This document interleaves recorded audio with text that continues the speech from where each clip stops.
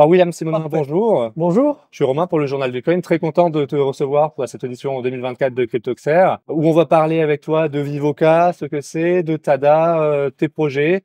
Où est-ce que ça en est exactement? Si tu veux te présenter et le parcours, les liens de ces deux projets. Bien sûr, alors énormément de choses à dire. Ah oui, Déjà, merci beaucoup pour l'échange. Alors, moi, je viens de la base du monde tech. J'ai fait une école d'informatique qui s'appelle Epitech, ouais. exactement, sur Nancy, en France. Puis, je suis parti du coup au Luxembourg pour un stage, en Angleterre pour poursuivre mes études, et j'ai monté la première société d'un groupe qu'on a avec mon frère, qui s'appelle Vivoca, et qui est spécialisée dans le domaine de la reconnaissance vocale et de l'intelligence artificielle. Donc, notre métier aujourd'hui, c'est de fournir un logiciel à n'importe quelle entreprise dans le monde entier qui va s'en servir pour créer une interface vocale et l'intégrer dans n'importe quoi. Ce qui est fort avec ta solution, c'est que ce sont les clients qui créent leur propre assistant. Exactement, c'est l'équivalent, pour ceux qui parlent tech, d'un SDK, d'un Software Development Kit, qui est en fait un kit d'outils où du coup, les développeurs qui sont chez nos clients vont dire bah là j'ai besoin de biométrie vocale, là j'ai besoin que mon robot arrive à parler, donc du text-to-speech. Donc ils font un peu du coup leur pioche, ça marche dans 42 langues, ça marche également sans internet. Ah, alors ça c'était parce que moi, avant de faire les recherches un petit peu en préparation de cet entretien, j'avais encore cette idée qu'un assistant vocal c'était nécessairement connecté. Comment est-ce que vous arrivez à justement faire en sorte que ça fonctionne aussi offline? Peut-être plus que les trois quarts, je dirais presque 90% des assistants vocaux sont connectés à Internet. Tu me rassures, j'étais pas complètement. Non, effectivement, dont Alexa, Google Home, Siri. Voilà, si vous coupez Internet, ça marche plus. Ouais. Donc nous, en fait, notre point de différenciation, et c'est pour ça qu'on vise des secteurs comme la défense, l'industrie, que ne peuvent pas viser du coup nos concurrents, c'est que tout fonctionne en offline et pour des systèmes dits embarqués. Donc ça veut dire que concrètement, on a redéveloppé des technologies similaires avec deux contraintes.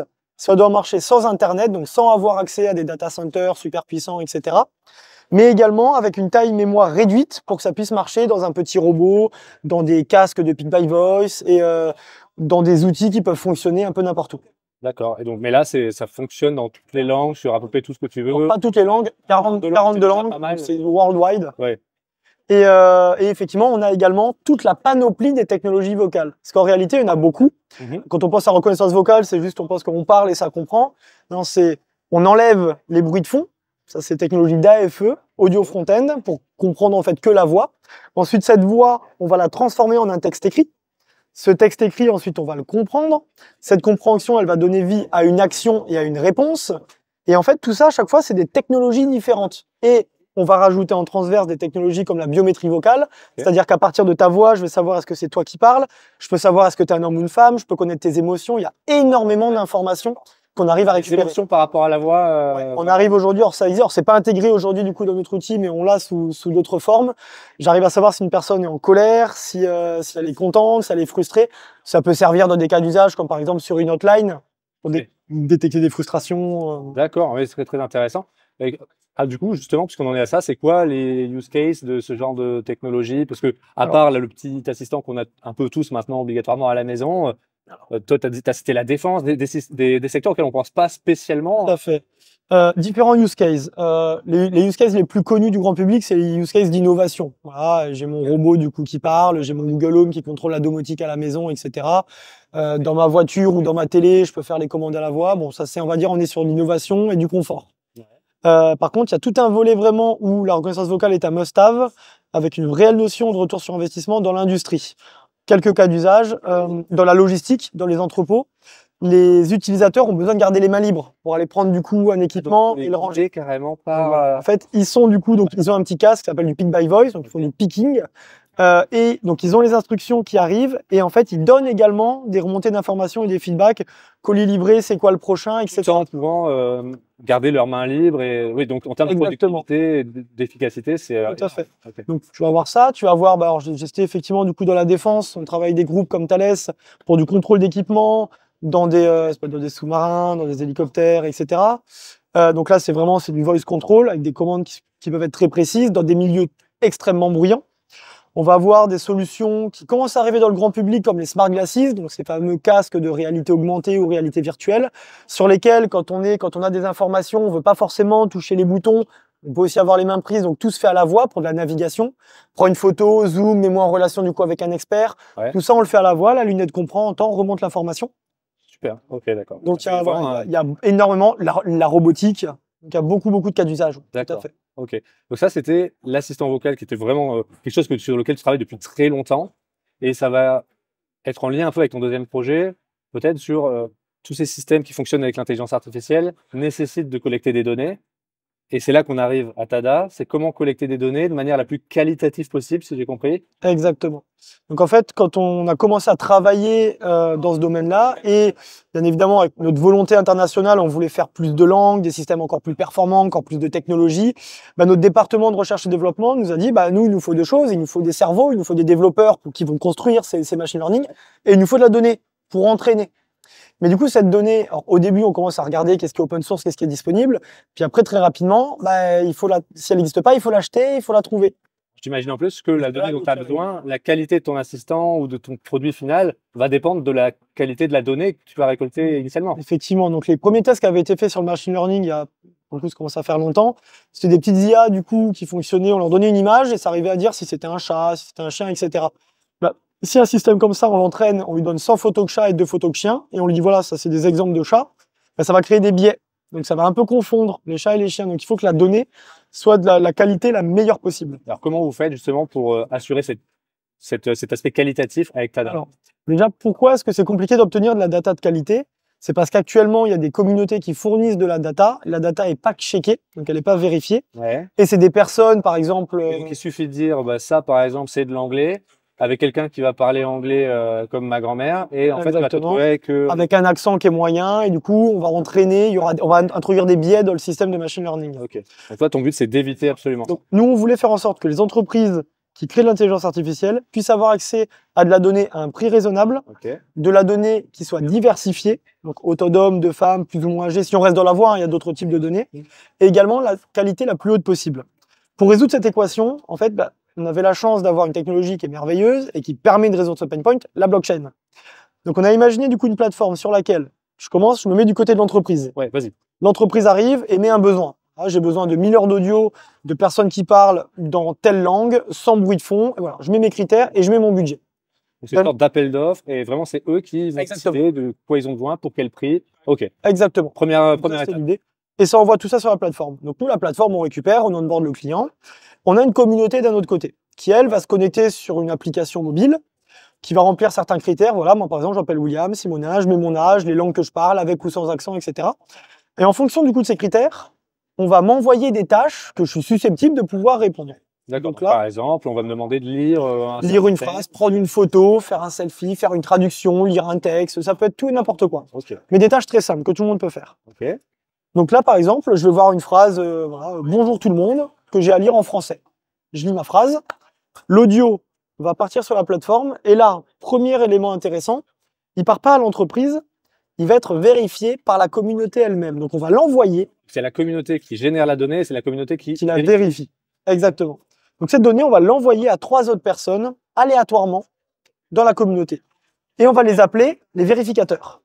Ces vérificateurs vont avoir une tâche simple, donc eux, ils vont écouter l'audio, et ils vont répondre à des questions. D'accord. Et voir si ça correspond ou pas, au brief qui avait été donné par l'entreprise. Si ça correspond au brief, il y a un consensus, tout le monde est payé. Si ça correspond pas, bah, du coup, la donnée n'est pas envoyée à l'entreprise et puis on recommence. Donc, c'est un peu... Est-ce que si ça correspond... J'ai plusieurs questions sur le fonctionnement. Est-ce que si ça correspond pas, la personne qui a soumis de la donnée non qualitative va être sanctionnée d'une manière... Alors, elle va être sanctionnée. Alors oui, ça va dur de dire sanction parce qu'il faut garder en tête que... L'incitation à fournir de la bonne donnée. Tout à fait. En fait, en une heure, on va peut-être pouvoir fournir plusieurs centaines du coup de données. Donc, on peut avoir un ou deux ratés, c'est pas grave. Mais en fait, à chaque fois qu'on fournit la data, on voit en fait un gain et un risque. Donc, le gain, c'est combien je peux gagner pour lire une phrase. Et je dis n'importe quoi, admettons 10 TADA. Okay. Mais d'un autre côté, je dois poser une caution. Ah, c'est malin. Admettons 2 TADA. Et l'idée, c'est de dire... Je bloque une certaine somme d'argent, je fais mon travail. Et je peux perdre cette somme d'argent si j'ai fourni la mauvaise data. Alors, le but, c'est pas uniquement de sanctionner, c'est effectivement de faire en sorte que les personnes ne fassent pas n'importe quoi. Oui, bien sûr. Mais également et surtout, imaginez que derrière, les vérificateurs disent que la data était moyenne. Donc, elle n'est pas envoyée. Donc, la personne ne se fait pas payer, c'est normal. L'entreprise touche pas la data, c'est normal, mais elle va pas payer non plus. Qui paye les vérificateurs? On se sert de la caution du producteur pour payer les vérificateurs. Et c'est ça qui est intéressant dans le système. Comme ça, on est sûr que même s'il y a 10 ratés sur 15, bah, à la fin, on attend d'avoir vraiment la bonne data pour fournir au client. Et ça fait la différence. Et grâce à la blockchain, on peut tout prouver. Une personne qui ne s'est pas fait payer et qui ne serait pas contente, on peut dire, attendez, regardez sur la blockchain, il y a utilisateur 2, 3 et 5 qui ont dit qu'il y avait du bruit de fond. Donc voilà, faites attention pour essayer d'améliorer. De la même façon que je peux dire à la société à qui je vends ça, je peux dire, écoutez, votre data, elle est checkée 3 fois. À chaque fois, on peut vous le prouver. En fait, on résout totalement la problématique de la transparence. Ouais, c'est game changer quand même pour le milieu parce que. Tout à fait. Le concept, effectivement, n'existe pas. Parce qu'en plus, on a un développement exponentiel de toutes les solutions IA, des assistants vocaux, mais ça, c'est parfois assez moyen. Et t'en parlais, la qualité de la donnée qui est facilement produite et donc normalement généralement moyenne parce qu'elle est facilement produite. Alors que là, tu vas mettre un système en place de récompense, de vérification. Ça va être peut-être plus compliqué de créer de la donnée, mais tu vas arriver à de la donnée plus intéressante pour les entreprises. Alors plus compliqué dans le sens où il y a peut-être plus d'étapes, c'est plus contrôlé, on va dire. Voilà, ce sera plus contrôlé, mais pour le coup, nous, ce qu'on veut, c'est du point de vue utilisateur. Bien sûr, on va commencer avec le Web 3 parce qu'il faut une communauté du coup pour lancer, mais mon objectif, c'est que à terme, n'importe qui du Web 2, mon grand-père, soit capable de télécharger l'application, de lire quelques phrases et de réussir du coup à gagner des tokens en faisant ça, sans même savoir quelque part que c'est des tokens, aussi simplement qu'on installe Candy Crush. Ça, c'est vraiment la philosophie. Avec un système de points comme les utilisateurs du Web 2 connaissent, par exemple. Il faut que ce soit, voilà, il faut, si l'environnement est beaucoup trop compliqué, alors déjà, ça va être déceptif, l'expérience va pas être satisfaisante, donc on est en train d'intégrer tout un système pour que ce soit le plus ludique possible, le plus gamifié, le plus attractif, et sortir de tâches qui sont quand même pas très agréables, lire des phrases, prendre des photos, si on fait ça 2 heures, c'est fatigant. Ouais. Si on arrive un peu à rendre ça vraiment ludique et fun, bah, on joint l'utile à l'agréable, sans baisser en niveau de qualité. Et ça, c'est vraiment ce qu'on veut faire avec Tada. Ok. Et donc là, justement, au niveau Tada, c'est un projet qui est en cours. C'est quoi les prochaines étapes? Alors déjà, c'est important de le dire, ça fait plus de 2 ans qu'on travaille sur ce concept en sous-marin total. Ouais. On a lancé. On parle depuis quelques mois. On parle depuis. Alors, on a disclose le projet sur un live d'Owen, d'Asher. Il y a 5 mois, je pense. Ouais, à peu près en fin juillet, quelque chose comme ça, pour en faire le premier début de communauté et faire les premiers tests métiers. Suite à ça, donc on a fait les tests métiers, on a lancé la bêta. Donc la bêta a été lancée, je dirais, en septembre. Donc il y a eu plusieurs phases de bêta. Aujourd'hui, on a plusieurs milliers d'utilisateurs. On a annoncé ensuite qu'on serait sur le launchpad de Multiversix, qui est la blockchain sur laquelle on travaille. Prochaine étape, le 9 février, le token sera émis. Ok, donc on s'en rapproche. C'est le bon moment pour en parler. Très bientôt. Donc là, actuellement, il y a les phases de KYC pour le launchpad. Et courant Q2, il y aura l'application officielle qui sortira sur le store. Aujourd'hui, c'est encore en. Ok, d'accord. Il faut des codes d'affiliation. Tout le monde ne peut pas rentrer aujourd'hui en bêta. Oui. C'est normal, parce que sinon, tu serais submergé de demandes. On serait submergé de demandes. Et puis, effectivement, c'est important pour nous de monitorer, d'essayer d'avoir du coup différents types d'utilisateurs en fonction des langues, en fonction des âges, pour vérifier. Donc, une bêta, c'est pour faire des tests. Tout à fait, tu as besoin d'avoir ça. On veut être sûr que ce soit carré vraiment avant de lancer la. Alors, petite question, parce que tu as dit Multiversix. Pourquoi cette blockchain en particulier? Alors, pour nous, stabilité, rapidité, pas de en fait, plusieurs choses. On a vu ça comme en fait quelque part c'est notre principal partenaire technique. Donc il fallait que ça coche ou que ce partenaire ou un autre coche plusieurs cases en termes de scalabilité, en termes de frais, parce qu'il y a énormément de transactions. En fait, le calcul 3 secondes pour lire une phrase, à peu près 1000 heures d'audio sur une grosse commande, multiplié par 3 avec les checkers, ça fait plus de 4 millions de requêtes.